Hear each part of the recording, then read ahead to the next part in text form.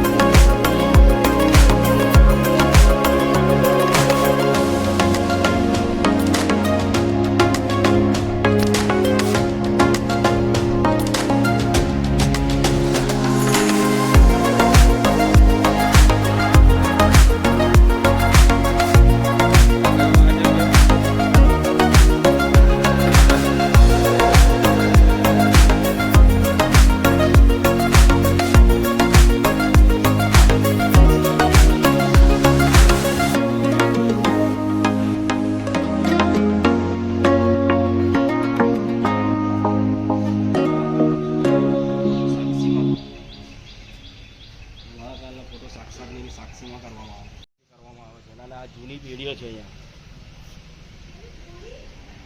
10 નામ ગોસ્વામી સમાજની. ગોસ્વામી સમાજની 10 નામ ગોસ્વામી સમાજ. અમારી 10 નાથ હોય, 10 નાથમાંથી બધી નાથના અહીંયા આગળ સમાધિ કરી છે. સમાધિ આપી છે.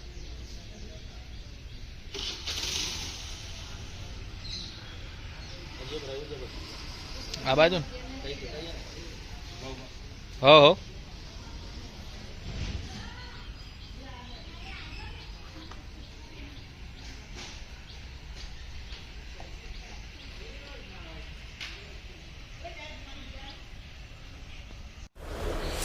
તો મિત્રો હવે આપણે ઘર તરફ જવા રિટર્ન નીકળી ગયા છે.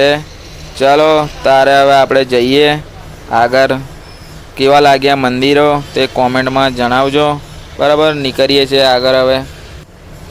તો મિત્રો જતાં જતાં જીતુભાઈ કહે છે ગોમા નદીનું પાણી જોતા જઈએ કેવું છે.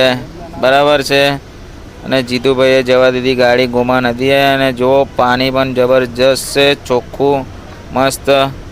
જે અમે ગણપતિ વિસર્જન કરવા આવ્યા હતા તે ટાઈમે પણ આ રીતનું જ પાણી હતું.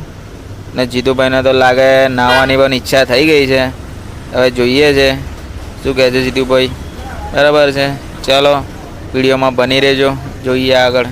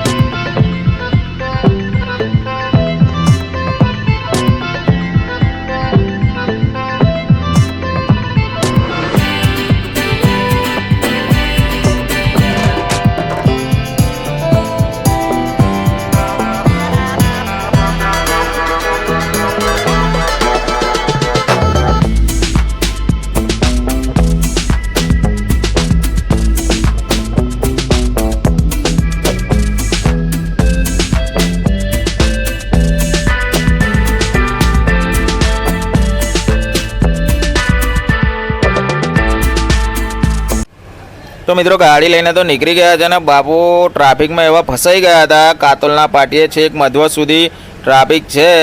તો જીતુભાઈ તો કહે છે કે ભાઈ શીરાનું શાક ના થાય ને જીતુભાઈની વાત ના થાય. ને જીતુભાઈ તો બાપુ રોંગ સાઈડમાં ગાડી કરી લીધી કાતોલના પાટીએથી અને અમે નીકળી ગયા છે રોંગ સાઈડથી આવવાનું. બરાબર ને જોઈ શકો છો તમે ટ્રાફિક છેક મધ્વત સુધીનું ટ્રાફિક છે અને એક પણ ગાડી હલવાનું સહેજ પણ નામ છે નહીં.